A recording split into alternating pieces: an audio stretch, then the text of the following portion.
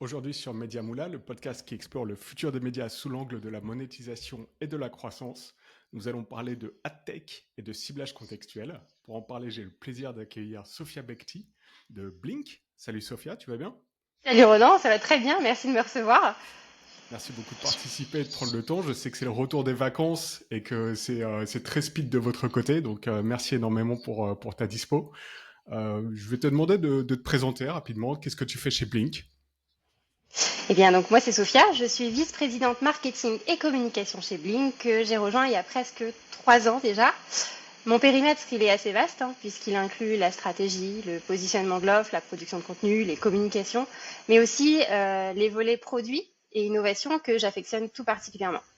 Aujourd'hui, moi, je coach une équipe hyper talentueuse entre développeurs ultra brillants et motion designers super créatifs avec qui on imagine des solutions d'adressabilité à destination des annonceurs.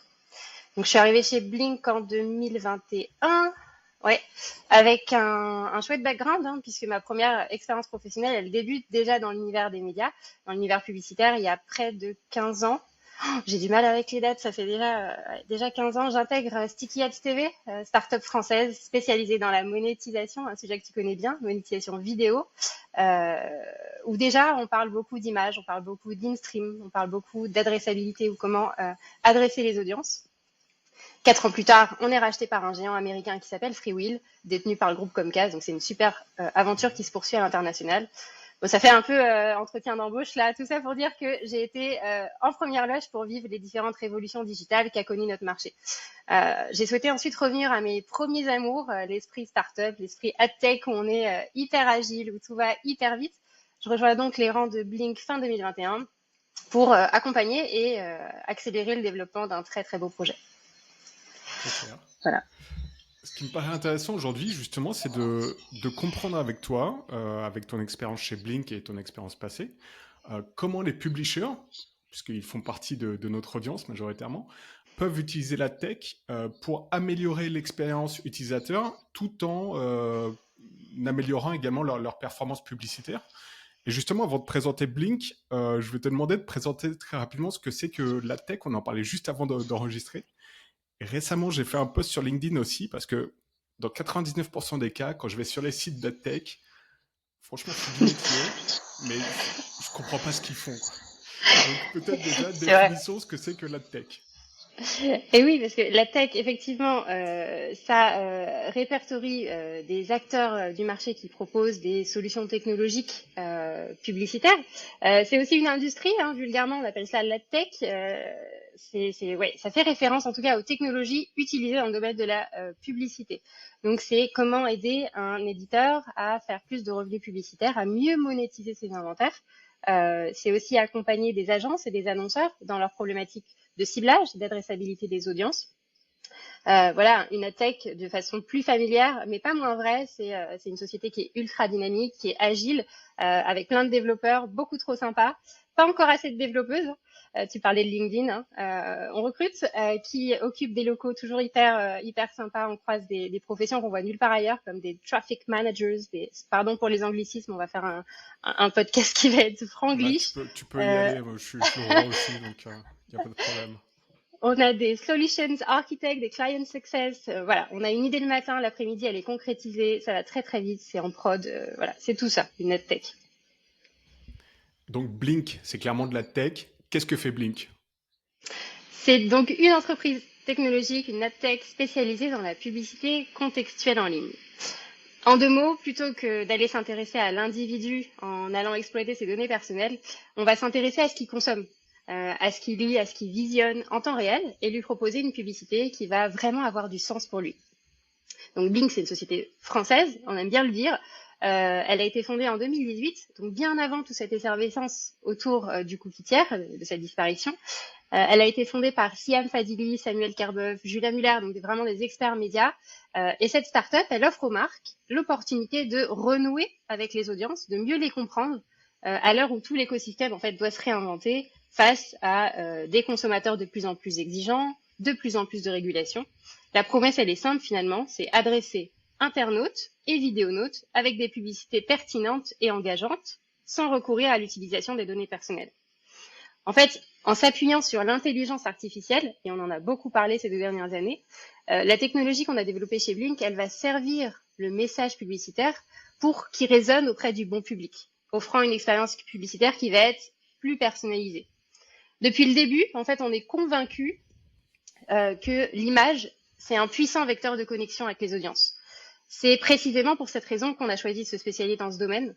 Les visuels, ils captivent l'attention, ils suscitent des émotions, ça crée un impact immédiat.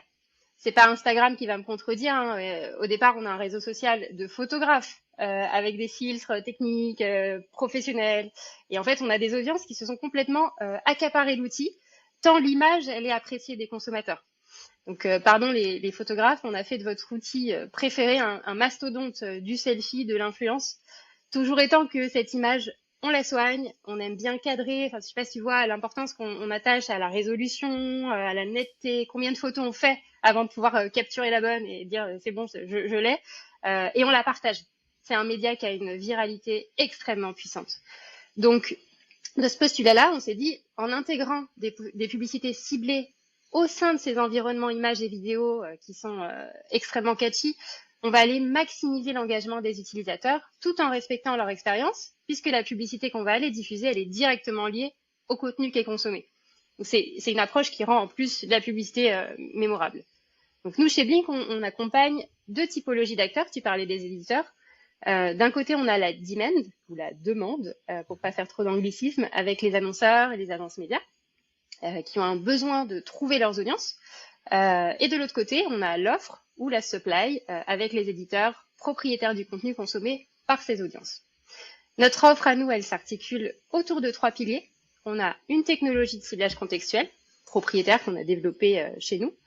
On dispose d'un environnement qui est média qui est hyper qualitatif. On a plus de 200 sites médias, donc des éditeurs qui nous confient leurs espaces publicitaires, leurs inventaires, pour qu'on vienne améliorer leur monétisation, pour qu'on vienne y insérer de la publicité ciblée. Et on a aussi décidé d'internaliser un studio créatif afin de maîtriser vraiment la production publicitaire et donc l'expérience qu'on a envie de proposer aux audiences. Voilà, ça c'est Blink. Est-ce que vous travaillez avec des agences également ou du coup, vu que vous avez votre studio interne, les agences ont moins leur rôle? Les agences ont leur rôle de D'accord. conseil. Elles viennent nous solliciter au moment du plan média, quand elles viennent sélectionner les acteurs qui vont composer un petit peu ce plan pour répondre à l'objectif de l'annonceur. Donc, elles vont aller chercher toujours dans cet objectif de trouver leurs audiences efficacement dans un monde cookie tiers-less bientôt ou pas du tout. On va revenir dessus un petit peu plus tard. Elles vont nous solliciter dans la catégorie des acteurs contextuels, cookie-less, efficaces, qui travaillent le branding et la performance, qui vont venir investir des environnements images suffisamment qualitatifs, suffisamment une surface d'exposition suffisamment conséquente en images comme en vidéo, puisqu'on travaille l'in-screen depuis peu. Donc voilà, dans la construction de leur plan média. Donc oui, on adresse tout à fait les agences médias. Il y a vraiment 2 typologies d'acteurs, éditeurs d'un côté et agences médias de l'autre. D'accord. Donc on a bien compris l'offre et la demande. Aujourd'hui, les gens qui font de la vente chez vous, qui démarchent les clients, ils démarchent à la fois les annonceurs pour leur dire bon, on a cette technologie pour diffuser vos annonces et à la fois des publishers, mais votre client principal, en fait, c'est ni l'un ni l'autre, ce sont les deux, si je comprends Ce bien. sont les 2, tout à fait. D'accord. On les accompagne de façon différente. Il y a un rôle de conseil qui est certain, mais effectivement des objectifs complètement différents. Et c'est toute la complexité d'une start-up et de répondre aussi à des enjeux de stabilité, de viabilité de la chaîne de valeur. C'est que on a une compréhension globale des besoins de tous les acteurs. On est vraiment au centre voilà, de toute l'industrie. Est-ce que tu peux nous donner une typologie des éditeurs avec qui vous travaillez? Tu as mentionné 200 éditeurs. Ce sont 200 groupes médias, donc éventuellement après il y a plein de sites dedans ou ce sont vraiment 200 sites Il avec y qui a vous des groupes travaillez? médias, il y a des sites indépendants en France et en Europe. Donc on travaille avec, oui, bon nombre de groupes médias français et D'accord. internationaux que tu connais très bien, Mhm. en passant par TF1, par Reworld, par Groupe Cerise, par voilà, les principaux acteurs médias français qui ont décidé de nous faire confiance. Et j'imagine que pour l'instant, parce que 200, ça paraît beaucoup, mais c'est par rapport aux grosses régies, pas qui sont dans du ciblage contextuel, mais des régies traditionnelles. C'est peu. Est-ce que vous vous concentrez sur des éditeurs qui ont un certain volume de trafic, ou est-ce que même un petit éditeur qui se lance, qui n'a pas beaucoup de trafic, qui est intéressé, peut vous contacter pour travailler avec vous? On essaye effectivement d'accompagner tous les acteurs parce qu'un petit éditeur aujourd'hui pourrait demain avoir une audience colossale. Mais c'est vrai que la majorité des clients qu'on accompagne ont quand même un certain minimum de vidéos vues, d'audience pour qu'on puisse réellement les accompagner et avoir des actions significatives. Aujourd'hui, on n'a pas de typologie d'acteurs autrement. On travaille sur toutes les verticales. Le premier secteur chez Blink, c'est l'automobile. Mais autrement, non, on adresse vraiment toutes les thématiques. Et c'est ça la richesse aussi du ciblage contextuel, c'est que on va sortir de ce qu'on appelle le cadre de diff à l'ancienne de la régie qui te dit voilà mon slide avec tous les logos que je représente et puis fais du socio-démo, trouve ton femme 25-49 ans. Ça fonctionne plus du tout comme ça puisque en fait les audiences elles sont plurielles. On va aller nous travailler ce qu'on appelle le contexte. Ça nous intéresse pas du tout de définir un article avec une seule catégorie en haut. On va vraiment aller travailler en granularité, en profondeur sur de quoi parle cet article. On va vraiment étudier chaque élément du site. D'accord. Et donc là, c'est l'aspect tech qui ressort, j'imagine, le machine learning, l'IA qui va faire Exactement. en sorte que vous avez plusieurs points pour analyser. Est-ce que tu peux décrypter un peu justement, Ouais. peut-être sans trop rentrer dans les détails techniques, ce que tu peux dévoiler, mais comment vous faites? Il y a un site qui parle par exemple justement de nouvelles technologies sur une rubrique qui va avoir plutôt les nouvelles pour la mobilité électrique, une autre sur peut-être de la tech, mais plus des ordinateurs. Et vous Ouais. allez arriver chaque page à décrypter vraiment de quoi il s'agit et quels ads retourner pour cette page spécifique. Et ouais, c'est toute la force en fait du ciblage contextuel, c'est que ces solutions elles sont conçues pour comprendre les appétences médias des audiences. Donc on va exploiter les synergies entre technologie et créativité. On aime bien dire qu'on lit entre les lignes et qu'on fait parler les images. On a développé cette technologie contextuelle qui va allier analyse sémantique, reconnaissance d'images et séquençage vidéo. Donc on a une approche par le contenu pour opérer notre segmentation, notre étiquetage, si on peut dire ça vulgairement. On identifie, on étudie l'intégralité des éléments du site afin de proposer l'expérience publicitaire la plus pertinente pour les utilisateurs à l'instant T. Donc on étudie chaque entité sémantique. Entité sémantique, c'est un mot. Et on les comprend dans leur contexte. Et c'est vraiment ça la différence, toute la différence du ciblage contextuel, c'est qu'en utilisant le domaine, attention, je vais faire des anglicismes, Natural Language Processing, donc c'est un domaine qui va nous permettre d'extraire le contenu depuis l'URL, les titres, les sous-titres, les métadonnées, donc la description du site qui est cachée, si tu veux, comme une mini description Wikipédia qui est contenue dans le site mais qui n'est pas visible des utilisateurs. Et on a accès à ces métadonnées parce que contractuellement on est lié à nos partenaires éditeurs, ils nous autorisent à le faire. Hein. On ne le fait pas sans leur utilisation, ça aussi c'est important. Et on va aller aussi analyser tout le contenu texte d'un article classique. De là, on va opérer ce qu'on appelle une pondération. On va donner du poids à certains mots puisque le, la, une, un, ça va pas nous renseigner beaucoup sur le contexte. Ça va nous permettre de qualifier efficacement un site. Donc on appelle ça une épuration afin de conserver que la donnée ultra pertinente pour la qualification et obtenir une classification hyper aboutie. Donc on comprend le sens des mots dans leur contexte comme un cerveau humain le ferait si toi et moi on lisait un article. La reconnaissance d'image, cette fois, elle fait appel au domaine qu'on appelle computer vision. Pour venir préciser en fait cette analyse sémantique, des fois qu'on aurait d'autres informations sur cette page web qui pourraient nous renseigner sur le contexte, on va étudier chaque image.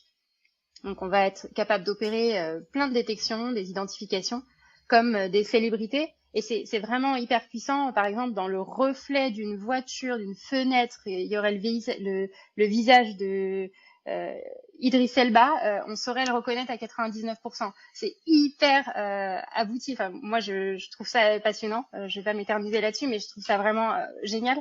Donc, on peut détecter des célébrités et avoir une stratégie après d'égérie, de dire je veux sélectionner toutes les photos de ces articles qui parlent de, je sais pas moi, Céline Dion.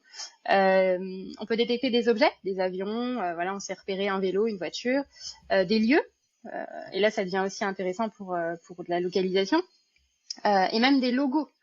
Quand tu veux avoir une stratégie où tu cibles vraiment l'univers de ta marque, partout où on parle de toi pour présenter ton nouveau produit, on sait détecter le logo Nike, par exemple, sur une image et pouvoir l'inclure dans la stratégie de ciblage. De la même manière, si je suis Adidas, je peux aussi m'afficher partout où serait Nike. On appelle ça de la guérilla. C'est discutable d'un point de vue éthique, mais ça se fait beaucoup. Il faut le savoir. Donc voilà. Plus récemment, et aussi pour répondre aux usages qui sont de plus en plus grandissants sur la vidéo, sur l'instream, sur la consommation de ce média, on s'est lancé sur le séquençage vidéo. Donc, image par image, en fait, nos algorithmes de computer vision toujours vont opérer une analyse du flux vidéo complet de la vidéo. Et pas seulement des 3 premières secondes où l'image arrêt sur image de départ, la vignette, pardon. Et c'est important aussi, puisque dans une vidéo, il se passe plein de choses. On a fait le test avec l'équipe Data Science récemment sur une publicité pour une marque automobile. Et la première image, puisque on aime créer de l'impact dans les premières secondes, c'est là qu'il y a la plus grosse attention en publicité. Il y avait une image du film d'horreur, c'était quelque chose d'épouvante. Et donc, quand on a demandé à tout le monde de qualifier cette vidéo sans en connaître le flux complet, tout le monde m'a dit bah, c'est de l'entertainment, c'est un film d'horreur, c'est un teaser pour... Eh ben non, en fait, c'était une publicité automobile. Et le modèle, lui, l'avait trouvé puisqu'il avait analysé la séquence d'images entière et avait fait la moyenne de ce qu'il y voyait. Donc voilà, séquençage vidéo, grosse innovation de l'année dernière, dont on n'est pas peu fiers. Donc voilà ce que c'est que le ciblage contextuel, en tout cas chez Blink. Il y a quelque chose qui me vient immédiatement à l'esprit, c'est encore un anglicisme, hein, donc brand safety. Ouais. Tu as parlé de l'industrie automobile. Imaginons, il y a Renault qui est intéressé, qui veut faire une campagne ads avec votre dispositif. Mais malheureusement, il y a eu un crash d'une Renault parce que défaut de la boîte de vitesse, je dis n'importe quoi. Et donc, immédiatement, plutôt image de marque pas top, etc. Ou voilà, tous les événements qui peuvent mettre en... qui potentiellement la tech pourrait dire ah bah tiens oui ça parle de voiture, ça parle de Renault, allez on va afficher de l'ads, mais en fait ça pourrait être dommageable pour la marque. Comment on s'en protège aujourd'hui? Vous avez tout un système de blacklist, mais c'est très chronophage. Comment ça se passe? En fait, on n'a pas besoin d'avoir de système de blacklist finalement, puisque la force du contextuel, c'est d'étudier chaque mot. Donc en fait, par essence, l'outil, il offre une vraie garantie d'environnement pour la marque. Il va analyser chaque mot, chaque image, chaque vidéo des sites de nos partenaires. Les algorithmes, ils vont détecter avec précision le contenu sensible et ils vont en faire un barrage imparable. On va sélectionner les contextes favorables à la marque. Donc, tu parlais de crash voiture, mais crash d'avion, c'est pareil. Contenu adulte, explicite, voilà, alcool pour certains annonceurs qui vont toucher des enfants, par exemple, c'est compliqué. On va être capable vraiment de comprendre les entités analysées. Je t'en parlais juste avant, les entités analysées dans leur contexte aussi, parce qu'il y a d'abord le gros barrage brand safety de ce contenu est dangereux, ce contenu est sensible, ce contenu va nuire à l'image de ma marque, mais est-ce qu'il nuit vraiment à l'image de ma marque? Tu parlais de la majorité des acteurs, voilà, qui font comme ci, comme ça. Aujourd'hui, il y a 30% de l'inventaire média français qui est pas monétisé du tout à cause d'une mauvaise compréhension sémantique ou à des barrages qui sont peu élaborés.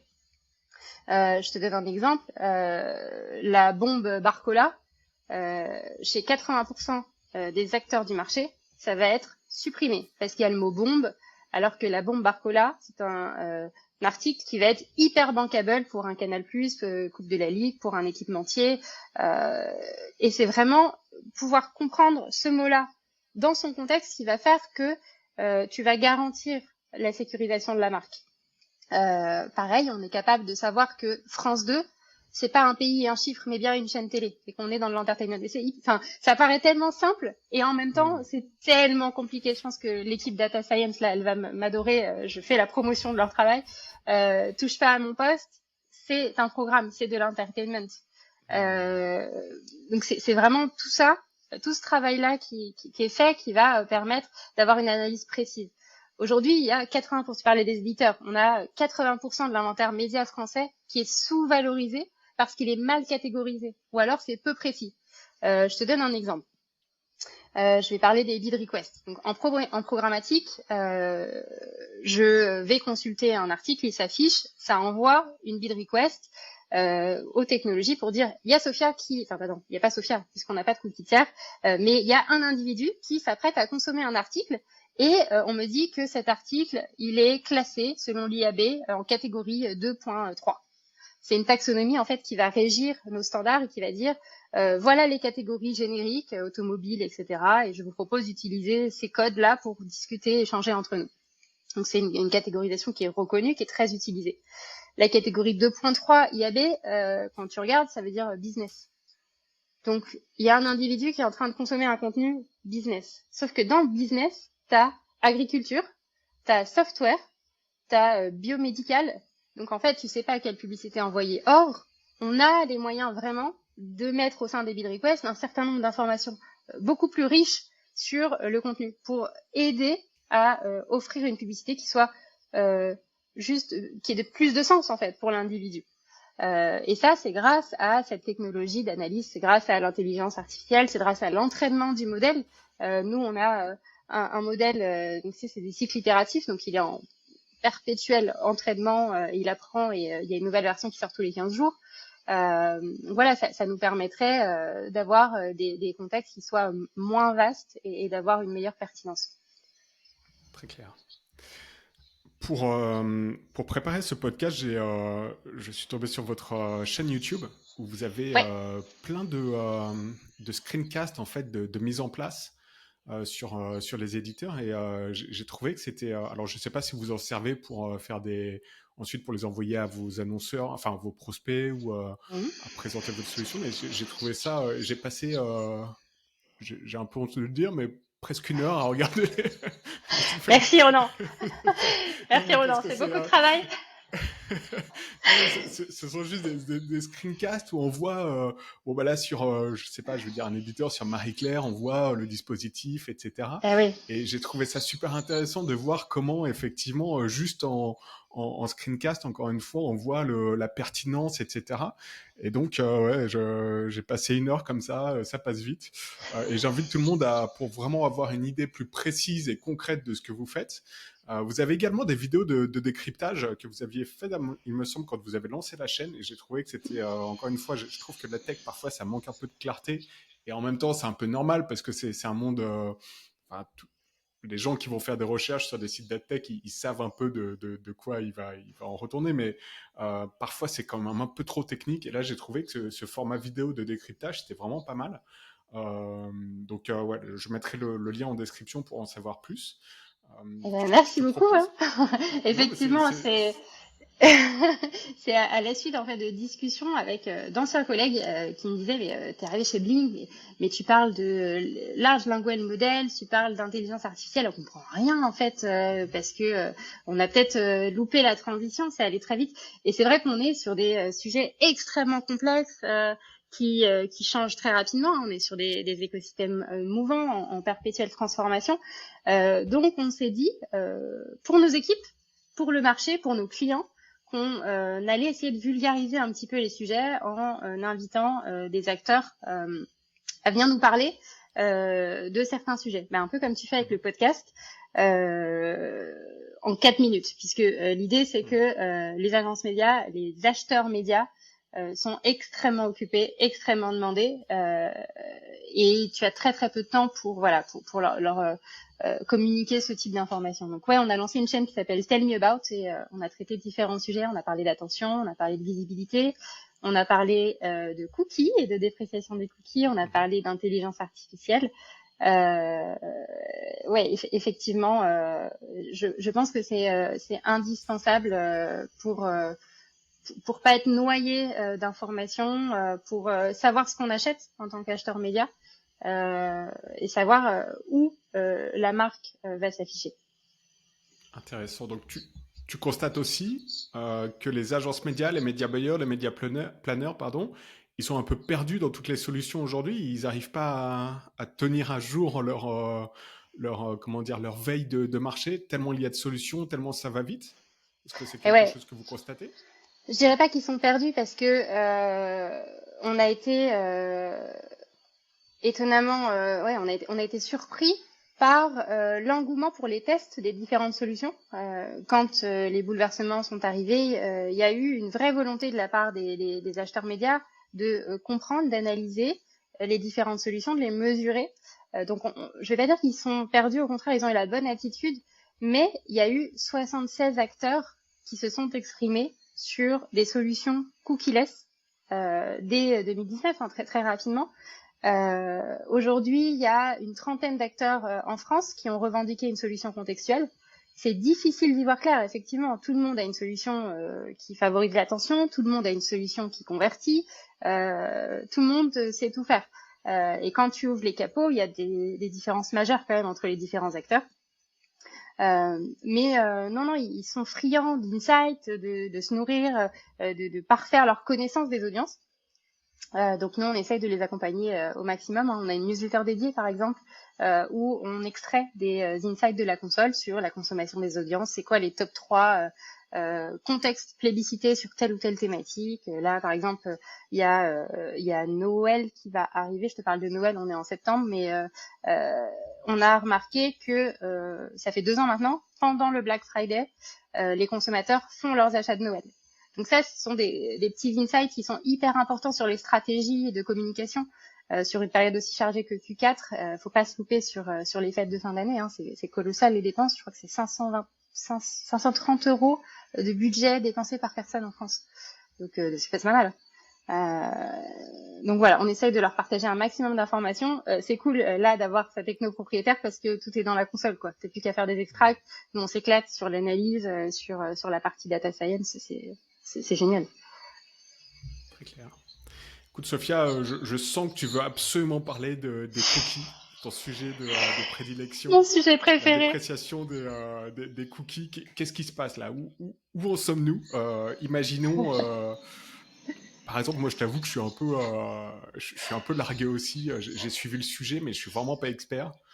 Donc je compte sur toi pour m'éclairer et en même temps éclairer l'audience sur voilà, les dernières annonces Google, qu'est-ce qui se passe, qu'est-ce que ça veut dire, une Grosse petite pression. On va masterclass essayer. sur les Hein. cookies. On va essayer. C'est très très technique, donc on va essayer de vulgariser au Ok, maximum et de revenir sur les super. différentes péripéties. Et c'est la bonne question, où on en est.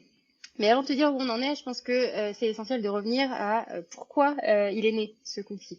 Il est né en 94, je sais pas si tu le savais, mais c'est une solution hyper futée, une solution technique hyper futée qui va permettre au serveur de transmettre un fichier texte au logiciel afin d'identifier un internaute. Cookie, il devient un standard, il va rapidement intéresser une autre industrie, la nôtre, celle de la publicité, qui va avoir dans cette technologie un moyen de modérer la pression publicitaire. On appelle ça le capping. Mais également de cibler, voire de recibler les internautes. Petite distinction importante, sinon je vais me faire disputer par l'ensemble de notre industrie. On a le cookie first et le cookie tiers. Le cookie first, c'est un cookie qui peut être déposé et lu que par le site web consulté par l'internaute. Donc généralement, c'est un publisher, c'est un annonceur e-commerce, c'est une plateforme, c'est un cookie qui n'est pas partagé. Le cookie tiers ou third party cookie, il peut être lu par un nom de domaine différent, généralement partenaire de l'éditeur. Et c'est là, en 99, que ça devient intéressant puisque il devient l'outil phare de toute l'industrie. Et déjà, l'Union européenne à l'époque exige la mise en place d'un consentement pour réguler un petit peu le stockage de la donnée. 10 ans plus tard, les cookies tiers sont utilisés massivement par les annonceurs pour suivre les utilisateurs d'un site à l'autre. Ils sont essentiels pour le ciblage, la personnalisation des annonces. On est capable d'aller adresser des publicités extrêmement ciblées puisqu'on a les données personnelles finalement des individus. C'est hyper facile de savoir ce qu'ils ont consommé et de leur proposer ce qu'ils n'ont pas consommé ou déjà consommé pour qu'ils reviennent. Et on mesure aussi l'efficacité des campagnes avec cet outil. Et ça va être hyper important. comment je sais que ma campagne elle a été efficace. Donc il devient redoutable cet outil avec l'arrivée d'une très très belle licorne française dont on est très fiers, qui s'appelle Criteo, et sa solution de reciblage publicitaire ou retargeting, qui permet donc de ressolliciter un individu connu suite à sa visite ou à une action de sa part sur un site. Par exemple, j'ai vu un article sur le site de Ikea. Je l'ai mis dans mon panier, je l'ai pas acheté, j'ai quitté le site et ensuite j'ai navigué sur d'autres sites. Et là, je retrouve mon article Ikea que j'avais pas acheté mais que j'avais mis dans mon panier qui vient me ressolliciter de façon très maligne. Je ne peux pas résister. Évidemment, j'y retourne, je l'achète et là, c'est le jackpot pour toute la chaîne de valeur. Tout le monde est content. Donc oui, ça séduit très rapidement les annonceurs, ça fonctionne, mais en parallèle, à ce moment-là, il y a quand même déjà la volonté d'un paysage digital un peu plus vertueux, un peu plus respectueux des audiences. Il y a quand même une certaine obésité publicitaire qui s'installe. Il y a une multiplication du nombre de publicités sur les sites qui rendent l'expérience compliquée pour les utilisateurs. Il y a de l'abus sur l'utilisation des données personnelles. Donc il y a une perte de confiance de la part des audiences. Les publicités, elles ont vite raison en fait de la patience, la tolérance des audiences. Et on voit naître les premiers ad blockers ou bloqueurs de publicité. D'ailleurs, fun fact, je crois que AdBlock, c'est une des premières extensions disponibles sur Google Chrome. Et là, on est en 2009 ou 2010, ça fait rigolo. Mais il faudra attendre 2018 pour que la loi RGPD ou GDPR soit adoptée. Elle régit et elle garantit la protection des données personnelles. Donc c'est le premier raz-de-marée un peu de notre marché. On a tous dû se mettre en conformité. Il y a eu des RGPD experts, consultants, etc. Là, ça a été fou quand même cette histoire de RGPD. À l'époque. Ouais. Et c'est à ce moment-là d'ailleurs que naît Blink, hasard ou hyper time to market, mais à cette époque-là, il n'y avait pas encore de Google, de dépréciation, etc. Donc, nous, en 2018, l'équipe fondatrice, elle s'inscrit dans cette volonté de proposer une expérience publicitaire qui soit plus respectueuse, plus vertueuse pour l'ensemble de la chaîne de valeur. Rappelons-le, Blink, elle propose des solutions d'adressabilité innovantes sans recourir à l'utilisation des données personnelles, donc sans cookies tiers. Là, on est en 2019, donc juste avant la suppression des cookies tiers sur Safari et Firefox, qui sont les premiers en fait à avoir pris cette décision pour ne pas utiliser les données personnelles parce que c'est pas bien. Et donc Safari, ça représente quoi à cette époque-là? Ça doit être 20% à peu près de la navigation web, Mozilla 8%, donc disons 30% de l'inventaire web n'est plus traçable déjà en 2019. Donc, il fallait déjà des solutions d'adressabilité pour ce pool d'audience-là, ces 30%-là qui n'utilisent pas les cookies tiers. Mais le vrai bouleversement, il arrive l'année suivante, quand cette fois Google, le mastodonte Google, annonce à son tour la suppression des cookies tiers sur son navigateur, parce que les cookies tiers, c'est pas bien, qui, lui, concentre cette fois 60% du trafic Internet en France. Ça, c'est monstrueux. Il y a personne qui aurait pu imaginer un tel flou artistique derrière dans lequel on allait naviguer après cette annonce.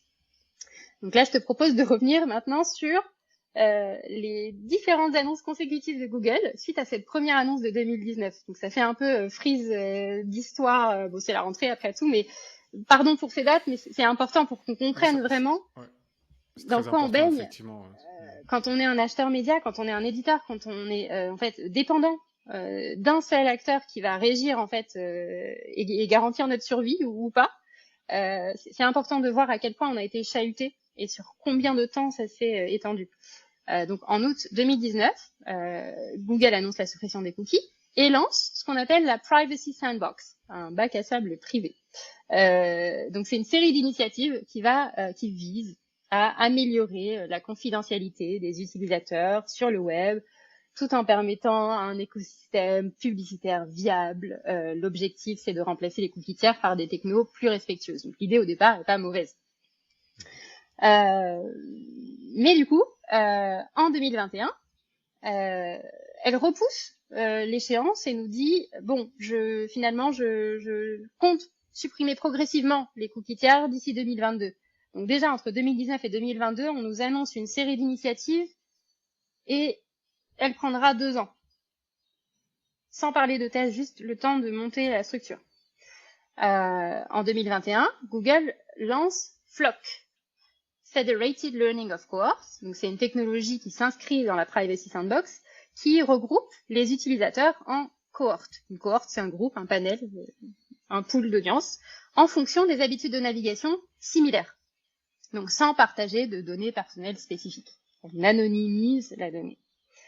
C'est sans appel. Opposition ferme et formelle à Flock, qui fait l'objet de critiques de la part des défenseurs de la vie privée, de certains acteurs de l'industrie, qui vont estimer que cette technologie, elle protège pas du tout la vie privée des utilisateurs, pour différentes raisons. Mais les plus intéressantes viennent après, donc je vais pas m'attarder là-dessus. En juin 2021, donc 3 mois plus tard, de nouveau, report de la suppression des cookies fin 2023. Le temps de trouver une solution, Flock, ça passe pas, comment je vais faire? Là, on nous cite la nécessité de plus de temps, c'est le marché qui a besoin de plus de temps pour tester des alternatives adéquates, etc. Résultat 2022, abandon de Flock. On enterre le dossier et on lance une nouvelle initiative qui s'appelle Topics, Topics API. Donc ça remplace Flock. Et c'est un joyeux rebranding, puisque c'est le même produit, quasiment, avec très peu de changements, mais sous un nouveau nom, on change tout. Cette fois, on utilise des sujets d'intérêt génériques basés sur l'historique de Netflix. C'est la même chose. Ces sujets sont partagés avec les sites web pour des publicités plus ciblées, meilleur contrôle, davantage de transparence. Google lance des tests publics. Les développeurs testent, intègrent ces nouvelles fonctionnalités et Google annonce de nouveau un report de la suppression des cookies à la deuxième moitié de 2024. Donc là, 2019-2024. Et nous, en attendant, nous marché, on attend, on teste. Évidemment, il y a énormément de technologies qui se développent, etc. Mais on est à l'affût de la nouvelle. Le nouvel agenda, c'est rigolo, ils avaient créé une plateforme qui est toujours en ligne de la Privacy Sandbox avec un agenda mis à jour régulièrement, donc qui remplaçait à chaque fois leur visuel de timeline, comme si c'était la fin du monde qui allait arriver. Enfin, c'était c'était vraiment une ambiance, une atmosphère assez pesante pour le marché. Finalement, phase de transition finale, Google prévoit de commencer la suppression au Q1 2024 sur 1% de sa population Chrome. Donc, c'est live avant une suppression complète plus tard dans l'année, on nous dit.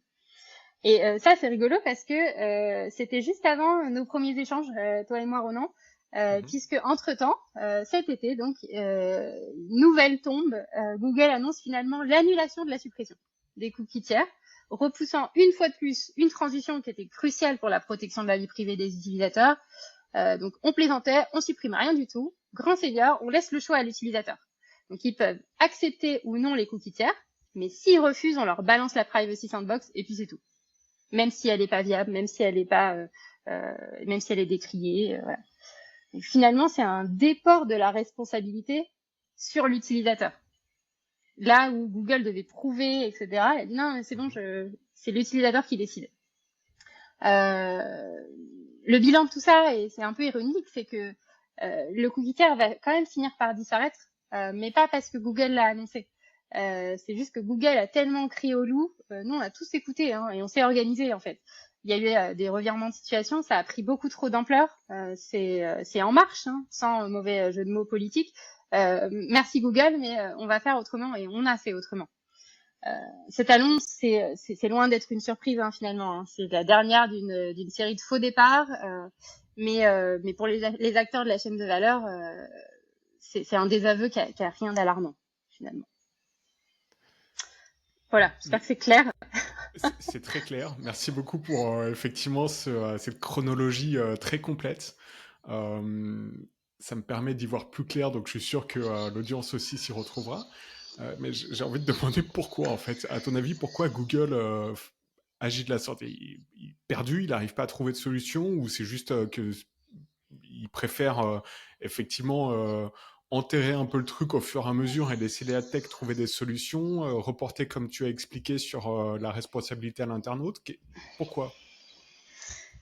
Moi, je pense que oui, c'est un désaveu. Plutôt que de proposer une énième échéance, un autre produit qui est finalement toujours pas abouti, c'est un échec à trouver une alternative efficace. Et pourtant, on s'appelle Google. On n'a pas été capable de proposer une solution transparente, non anticoncurrentielle. Pour moi, ça a été un stratagème pour gagner du temps. Éviter de s'enliser plus, de s'engager sans solution fiable pour le marché. Et ça va contribuer, largement à éteindre le cookie tiers qui séduit plus du tout autant qu'avant. Il y a des alternatives, voilà, qui sont beaucoup plus efficaces et c'est prouvé que ce cookie tiers. Donc finalement, pour les adtech, pour l'industrie adtech, c'est plutôt une bonne nouvelle dans le sens où ça force aussi des solutions à trouver des acteurs à trouver des solutions ou c'est vraiment la galère de naviguer dans ce contexte? Alors, il y a deux choses. La première réaction, c'est que c'est un non-événement. On a tellement été préparé qu'on est prêt. Alors que les gros titres, voilà, on nous avait plongé dans une atmosphère d'urgence, etc. Aujourd'hui, c'est indifférence surprenante vis-à-vis de cette dépréciation, alors que l'industrie, elle aborde son deuxième semestre. Il y a eu beaucoup d'idées reçues et souvent un manque de connaissances, des nouvelles manières d'adresser aussi les audiences. On a dû s'unir, ça a été plutôt chouette, s'organiser en task force, etc. pour mettre à disposition de l'information à destination des clients pour leur montrer que ces solutions, elles n'étaient pas non seulement alternatives, mais plus efficaces. Quand Google il prétend offrir un choix respectueux en les invitant à accepter ou refuser les cookies, c'est une façade de liberté qui masque une manipulation flagrante. En réalité, refuser va pas libérer les internautes de cette espèce d'oppression, mais va les enfermer dans ce labyrinthe qui est la privacy sandbox. Je le répète, c'est une solution qui est encore controversée et qui prétend protéger la vie privée en sacrifiant transparence et contrôle. Tu as aucun moyen de contrôler ce qui se passe. C'est une black box. C'est encore un mastodonte qui a un monopole et qui décide de faire ce qu'il veut de son côté, sans accès à sa technologie. Donc, loin d'aller favoriser l'autonomie des utilisateurs, il impose un choix entre deux mots. Soit tu choisis les cookies invasifs, soit tu choisis une alternative qui est imparfaite et qui répond toujours pas aux exigences de confidentialité du marché. Maintenant, si on regarde un petit peu l'impact sur chacun des acteurs, c'est pas un non-événement, clairement pas. Je pense à ton audience et particulièrement à nos clients éditeurs. Donc, l'obésité publicitaire, les dérives sur les données personnelles, elles ont amené à ces législations plus sévères et donc à des taux de consentement en chute libre. Aujourd'hui, c'est 40% des acteurs du marché publicitaire qui dépendent du consentement des utilisateurs pour le suivi en ligne. Si on regarde un petit peu le taux d'opt-in, donc le taux d'acceptation des cookies, il a beaucoup évolué ces dernières années. En Europe, c'était environ 80% en 2020, mais il a baissé ensuite d'environ 65% en 2021 à cause de nouvelles réglementations encore, des efforts accrus en matière de protection de la vie privée et des utilisateurs beaucoup plus avertis sur ce qu'on fait avec leurs données personnelles finalement. Il y a déjà plus de cookies tiers sur Safari, sur Firefox, donc c'est déjà 10% du marché des navigateurs respectivement. Donc, en d'autres termes, si on fait le calcul aujourd'hui, c'est 50% de l'inventaire web, même 60% de l'inventaire web qui est déjà plus adressable par cette méthode de ciblage. Or, l'éditeur, lui, il en a besoin. On assiste à un véritablement désengagement vis-à-vis de la pub de la part des audiences. Donc, le premier à en souffrir, c'est l'éditeur, dont le business model, il repose majoritairement sur les revenus publicitaires. Si on avait peut-être proposé des dispositifs plus respectueux, plus pertinents, si on s'était placé du côté du contenu, vraiment, de l'audience, on ne serait peut-être pas arrivé à cette perte significative de valeur, cette perte significative des revenus pour les éditeurs. Peut-être que collectivement, on aurait pu faire les choses de manière plus intelligente, avec du recul. Après, pour l'annonceur, les retours qu'on a eus, on n'en parle pas trop. Il n'y a pas vraiment d'inquiétude côté annonceur. De toute façon, avec un taux d'opt-in aussi faible, il y a une part d'audience non adressée qui est beaucoup trop conséquente. Ils ne peuvent pas se passer en fait de cette audience-là qu'ils peuvent pas adresser faute de cookies tiers. Donc en fait, ils ont déjà testé, ils ont déjà des solutions pour pallier à ça. Donc, cookie tiers ou pas, j'ai besoin d'adresser déjà 60% du marché. Donc, comment je fais? On entend aussi, et ça c'est assez rigolo, qu'il n'y a pas eu beaucoup d'innovation sur le marché récemment. À chaque trimestre, côté annonceur, on nous demande c'est quoi vos innovations? En fait, faut se rendre compte quand même. On fait partie des offres les plus innovantes. On a 6 ans d'existence, nous. On a déjà des produits qui viennent égaler des géants qui ont 10, 15 ans d'existence. Enfin, faut se rendre compte un petit peu de la dynamique des adtech, la dynamique des startups qui ont été capables de rattraper un petit peu le train en marche, puisque quand quand on est né, il n'y avait pas encore tout ce paysage-là de l'horreur du cookie tiers qui disparaît. Des innovations, on ne fait que ça finalement. Le département marketing est un département d'innovation aujourd'hui dans les adtech. Je te l'ai dit, on a des idées le matin, l'après-midi elles sont concrétisées, ça va très vite, et puis il faut pouvoir suivre les usages aussi. Investir le média image, investir le média vidéo, développer une technologie contextuelle, avoir son propre studio, être garant de la qualité de médias qu'on peut offrir, investir tous les environnements digitaux, puisqu'on peut s'insérer partout sur un site. Enfin, technologiquement, c'est extrêmement complexe. Donc ça revêt de toute façon un caractère innovant par essence. Mais c'est assez rigolo, c'est toujours voilà le même petit refrain chaque trimestre. Et du coup, c'est quoi vos innovations? Bon, c'est bien, ça nous pousse à nous réinventer. Mais bon, c'est fatigant. Sur un Q4, par exemple, c'est difficile. Ça, Après, il n'y c'est a pas de un... grosses... Ouais. Excuse-moi, je t'interromps juste. Sur le côté innovation, c'est un feedback que vous avez de la part des annonceurs ainsi que des agences. Elles sont vraiment... ce sont des acteurs qui sont très friands de pouvoir proposer des nouvelles choses. Ouais, les annonceurs, ils veulent tester, ils veulent être les premiers.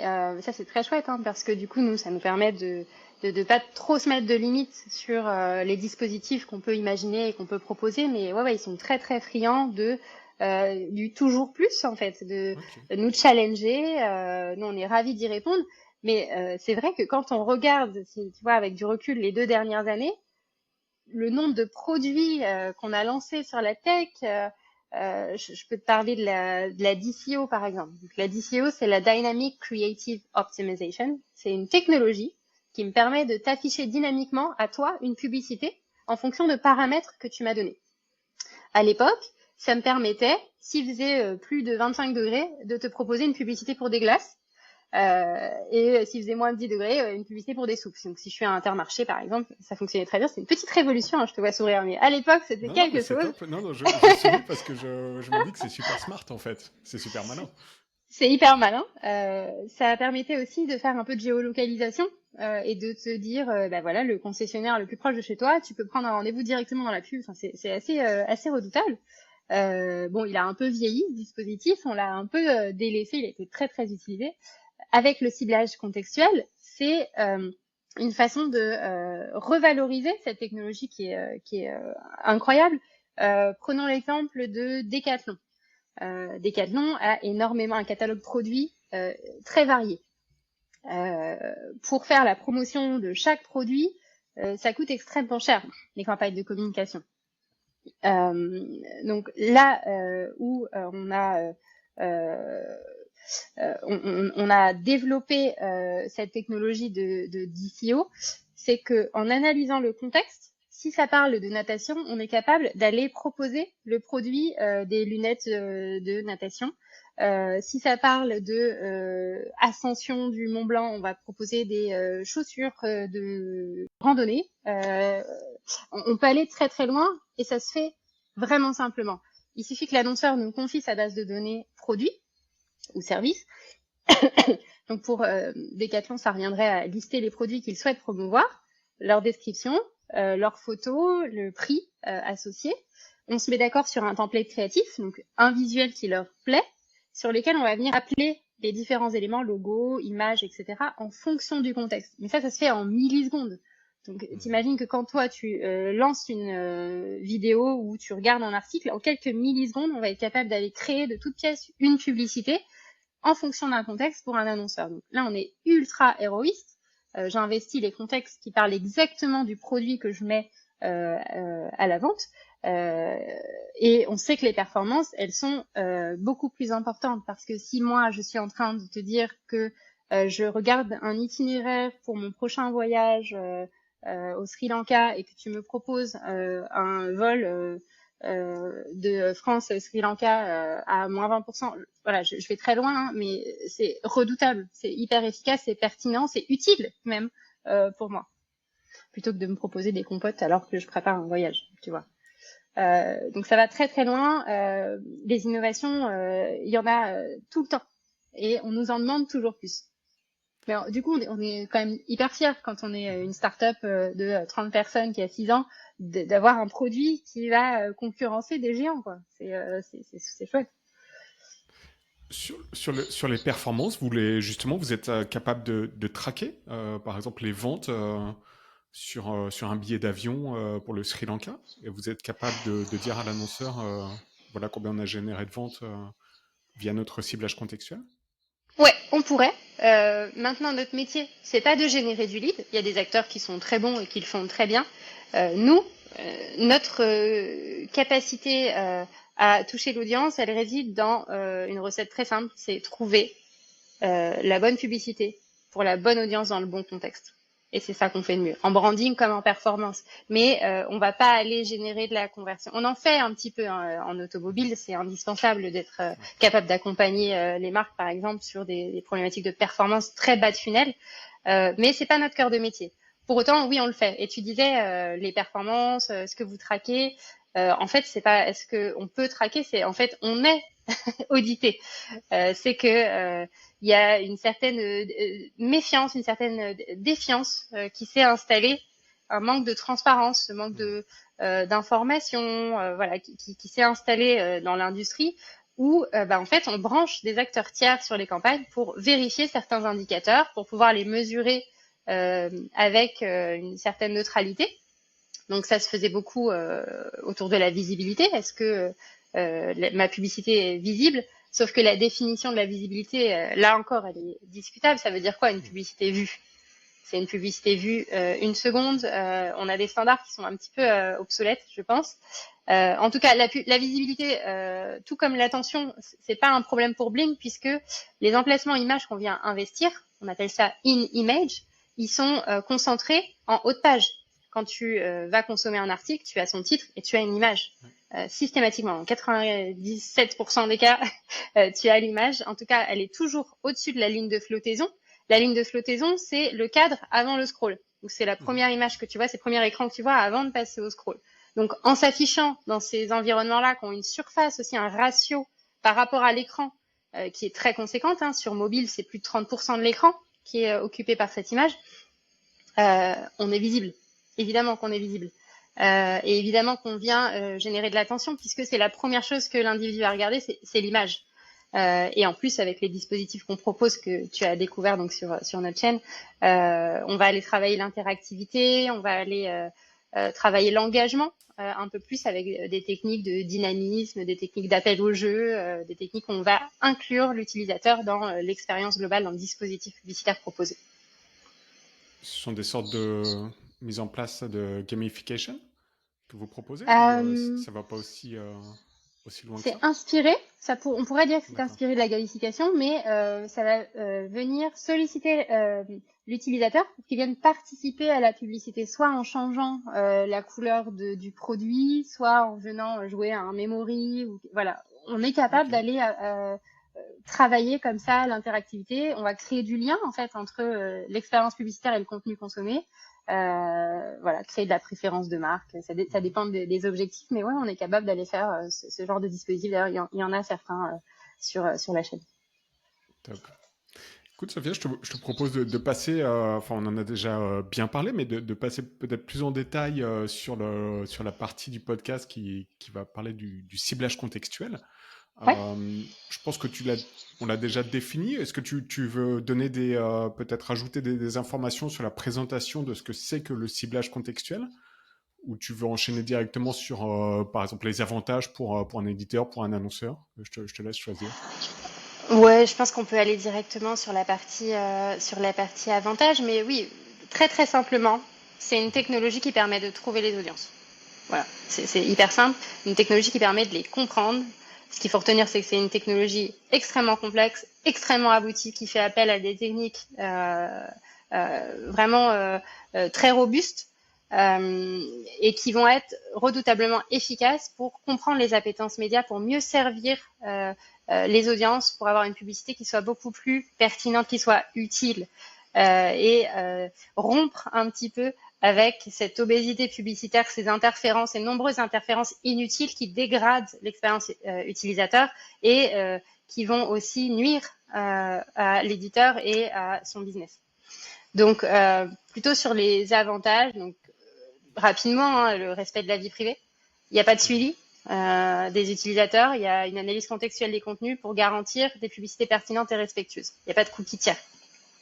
Donc, il n'y a pas d'utilisation des données personnelles. Ça, c'est très important. Il n'y a pas besoin de consentement non plus. Adaptabilité, c'est une technologie qui fonctionne sur tous les environnements digitaux et aussi en télé, par exemple, sur la CTV. On pourrait avoir une offre contextuelle CTV. Donc, tous les environnements digitaux, y compris ceux où les cookies tiers sont bloqués. Donc, on vient récupérer cette audience à laquelle on avait dû renoncer parce qu'elle avait refusé les cookies tiers. On vient proposer en tout cas une nouvelle alternative efficace. En termes de pertinence, c'est 60% des individus qui déclarent qui seraient plus enclins à accepter la publicité si celle-ci elle était mieux adaptée à son besoin, mieux ciblée et mieux intégrée en fait à sa consommation. Donc innovation, hein, évidemment, on en a beaucoup parlé, mais c'est une techno qui s'appuie sur l'intelligence artificielle, sur le deep learning, pour avoir une compréhension hyper approfondie du contenu. C'est une vraie revalorisation, hein, et ça c'est un autre aspect, la création de valeur. Le ciblage contextuel, il permet de revaloriser les contenus des éditeurs, leur permettant de capter aussi des budgets publicitaires plus importants. Les annonceurs, ils peuvent aussi s'afficher dans des environnements de qualité, soutenant les contenus journalistiques indépendants, des contenus journalistiques diversifiés.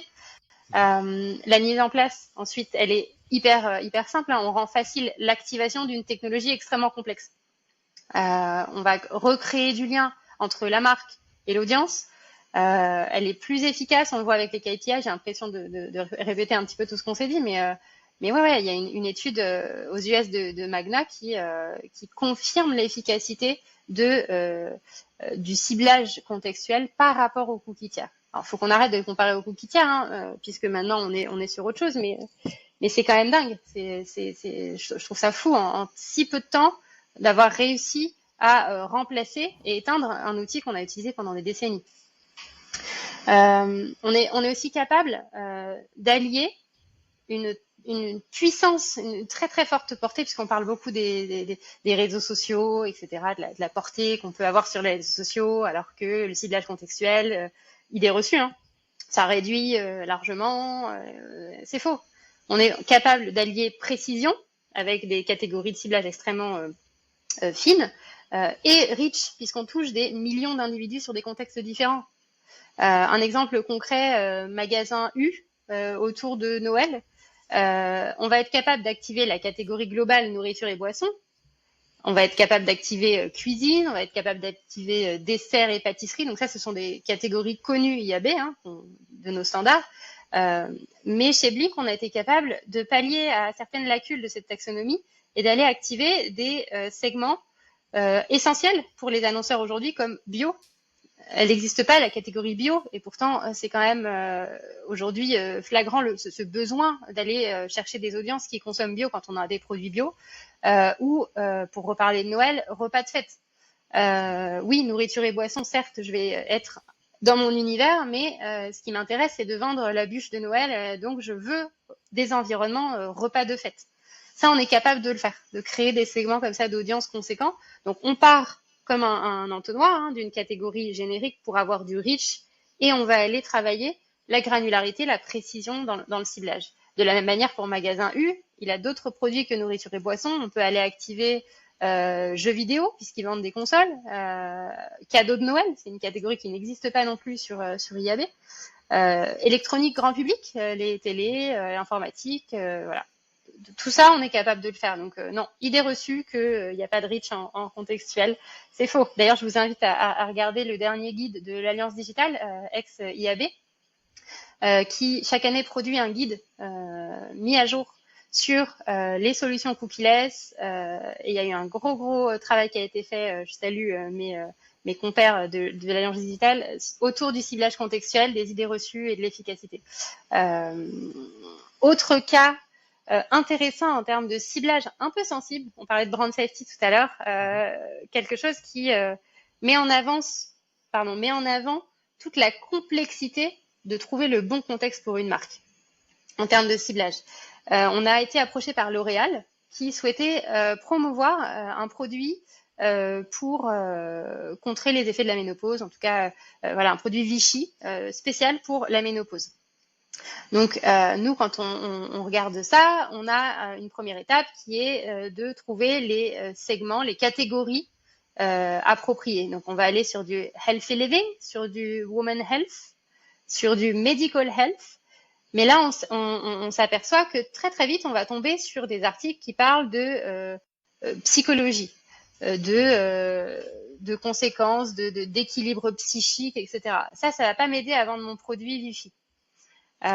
On peut aussi tomber sur des contextes qui vont être adultes, sexuels, sensitive topics, qui seraient pas favorables à l'exposition de la marque, puisque souvent ménopause est liée à la sexualité. On peut tomber sur des articles sur la sécheresse vaginale, sur la masturbation. Enfin voilà, on voit plein de choses comme ça, mais qui de prime abord étaient positifs puisqu'ils parlaient de la ménopause, etc.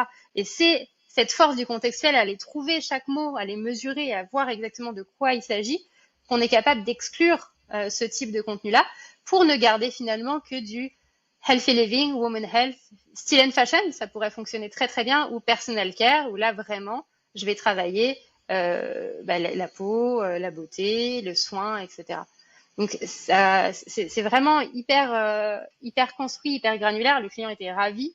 C'était un très beau ciblage qui a performé. On l'a vu sur le trafic généré derrière. Ça parle très vite.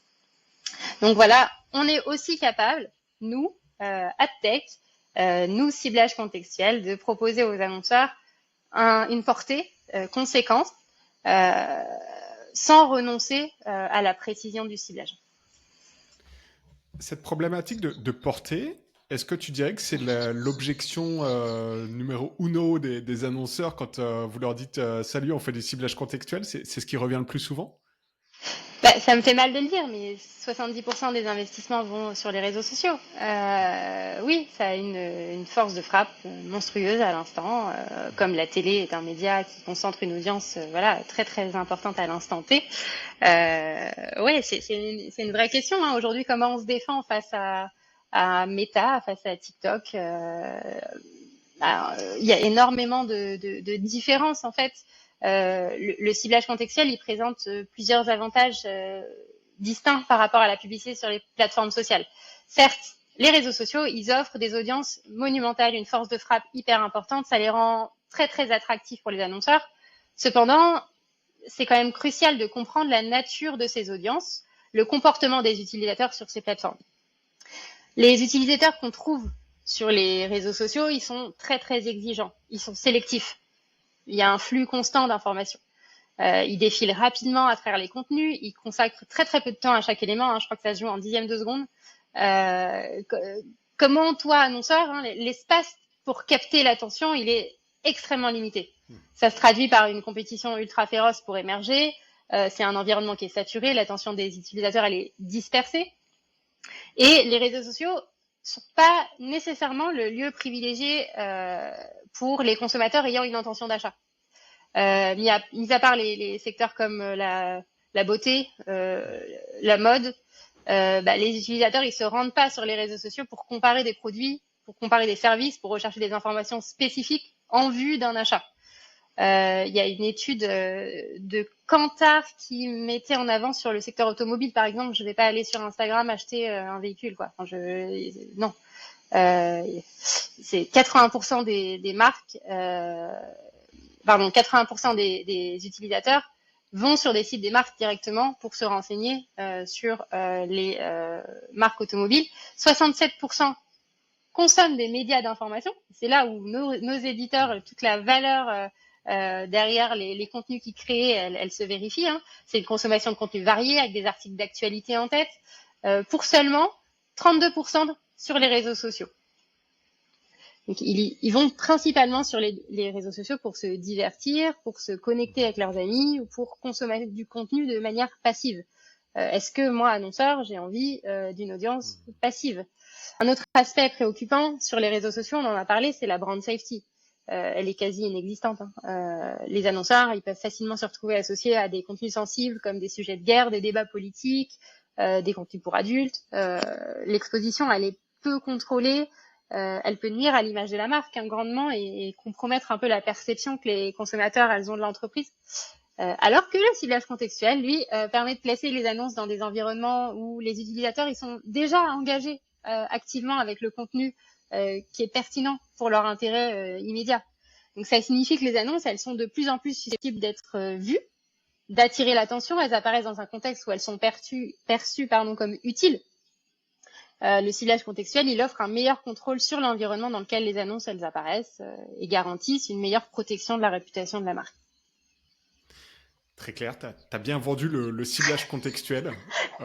C'est très pertinent. Non, mais je pense que ça fait partie effectivement des arguments que les annonceurs et les agences peuvent facilement recevoir. Mais je parlais à un autre acteur, mais je ne sais plus dans quel podcast ou si c'était une discussion en privé. Un acteur qui proposait aussi une solution alternative pour les annonceurs aux réseaux sociaux. Mais est-ce que vraiment les agences ou les annonceurs sont réceptifs à ces messages? Parce que j'ai l'impression que Meta, TikTok, ils ont une telle force de frappe que finalement, ils disent, bon, bah ok, le ciblage contextuel, d'accord, c'est cool, mais allez, on met tout sur Meta, quoi. Parce qu'on voit quand même des marques dans le e-commerce surtout, hein. Alors, est-ce que c'est certaines industries, comme tu disais? Mais voilà, la question, c'est est-ce que vraiment ce message, il est intégré et derrière, vous envoyez les retombées? Ou est-ce que c'est juste un message qui se dit, elle a raison, mais bon, on va continuer à faire comme avant? Non, non, absolument. Le message est passé. Maintenant, il faut continuer cette présence à l'esprit. Il faut continuer de mettre en avant la réalité des investissements. Mais les annonceurs l'ont très très bien compris. Quand ils recherchent de la performance, quand ils recherchent du bas de tunnel, donc, ils vont aller la chercher sur les sites médias. Ils vont pas aller la chercher sur les réseaux sociaux. Donc, ils ont très très bien compris cette dynamique de cette plume journalistique où l'audience elle est plus concentrée, elle est plus focus, il y a moins d'interférences, l'attention elle est maximale.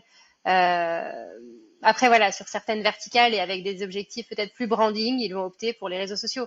Ça doit dépendre finalement de la typologie d'acteurs ou du vertical en question. Et oui, ça reste massif. 70% des budgets Ouais. digitaux vont sur les réseaux sociaux, malgré ce manque de brand safety, malgré ce manque de correspondance entre ce que je suis venue chercher et ce qu'on me propose en publicité. Voilà, il faut continuer à œuvrer pour mettre en avant ces failles. J'aimerais juste qu'on revienne un tout petit peu sur les côtés publisher. Tout à l'heure, tu expliquais à quel point les agences et les annonceurs sont friands de nouveautés pour la tech, pour les solutions de publicité. Est-ce que côté publisher, donc éditeur de sites médias, c'est la même chose ou est-ce que le discours c'est un peu ouais ok mais je vais devoir intégrer une nouvelle régie, etc. Je pose la question parce qu'à ma petite échelle, quand j'étais éditeur, à chaque fois qu'il y avait une nouvelle régie qui m'approchait, j'avais à la fois ce côté ah cool, une nouvelle solution, ça serait bien de le tester, et à la fois je regardais mon agenda et je me disais ah mais là pas le temps, j'ai déjà un truc qui fonctionne, Ouais. j'essaie de l'optimiser.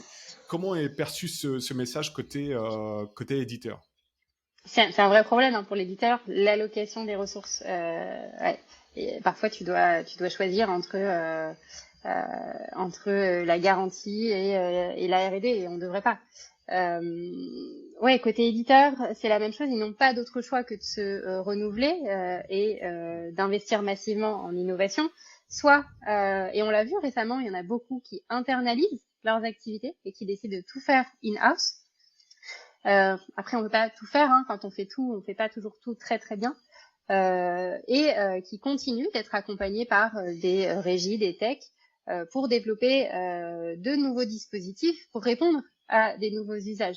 On le voit beaucoup, ça parle en ce moment de vidéo verticale, du format vidéo vertical, plébiscité des audiences sur les réseaux sociaux, les stories, les reels, etc.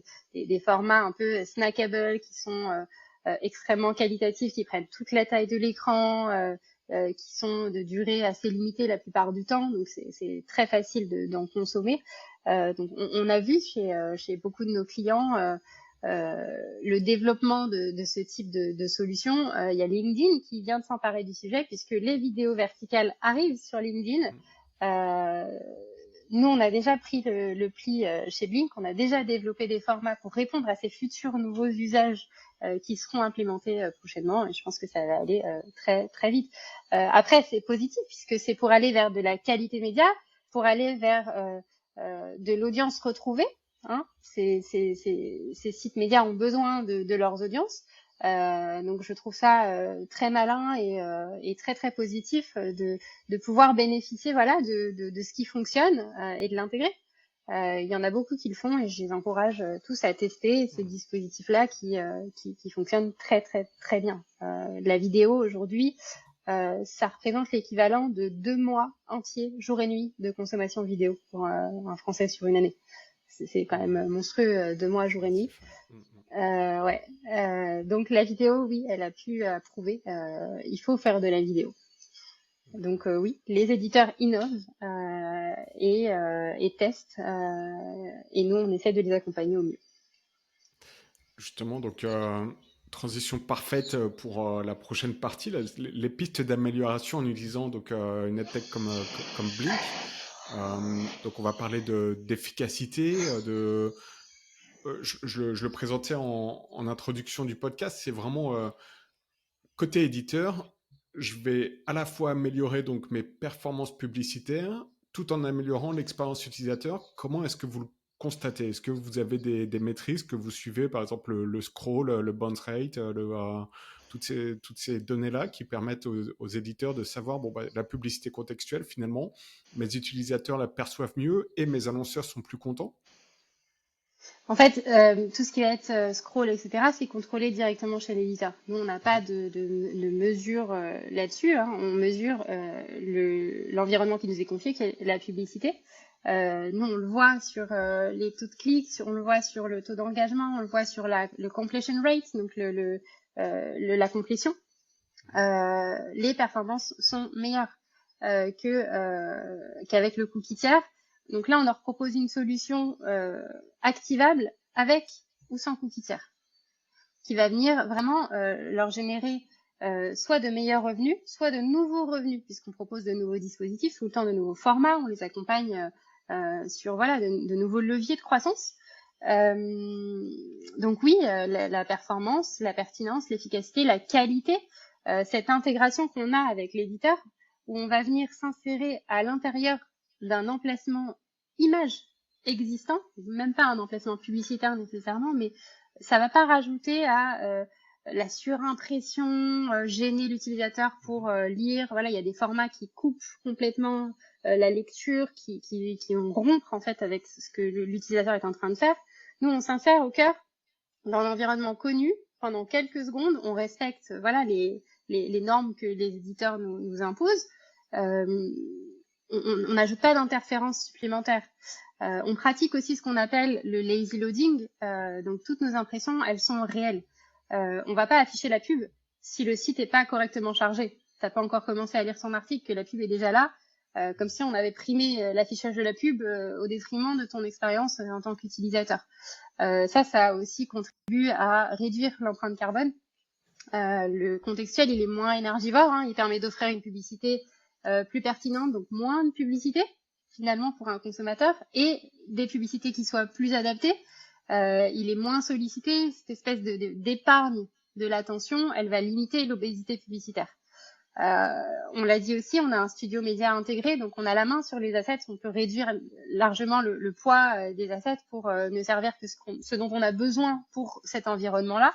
On est propriétaire de tous nos outils, on a internalisé nos activités, donc on a notre propre ad server, on a un studio, on a notre tech, donc on n'a pas d'intermédiaire supplémentaires qui viendraient alourdir cette chaîne de valeur et du coup ralentir peut-être le cycle de l'utilisateur.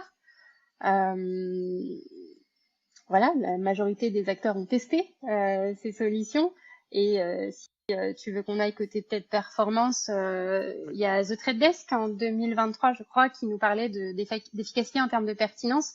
Le ciblage a montré une amélioration de 70% des taux de clic, une amélioration de 70%. Enfin, je ne sais pas si on se rend compte du taux de clic par rapport aux publicités.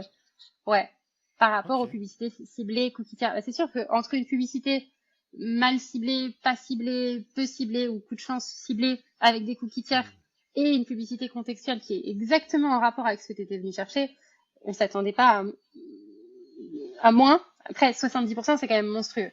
C'est The Trade Desk qui en parle. Elles sont perçues comme plus pertinentes, alignées, etc. Il y a Integral Ad Science, qui est quand même un acteur majeur de la mesure de l'efficacité publicitaire, qui nous dit que les publicités contextuelles ont affiché un taux de conversion 50% plus élevé, que les publicités basées sur les cookies tiers sur certains secteurs comme la grande conso et les voyages. On nous parle aussi d'une meilleure perception en termes d'image, une meilleure acceptabilité. C'est eMarketer cette fois qui nous dit que les études montrent une diminution de 20% du taux de rejet par rapport aux publicités ciblées avec cookies. Donc on vient travailler ici la préférence, on vient travailler la relation qu'on a avec l'utilisateur et la confiance avec les audiences. En termes de transparence et de confiance toujours, c'est Nielsen qui nous dit que le ciblage contextuel a montré une meilleure performance et une meilleure compréhension par les utilisateurs des raisons pour lesquelles ils voient les publicités.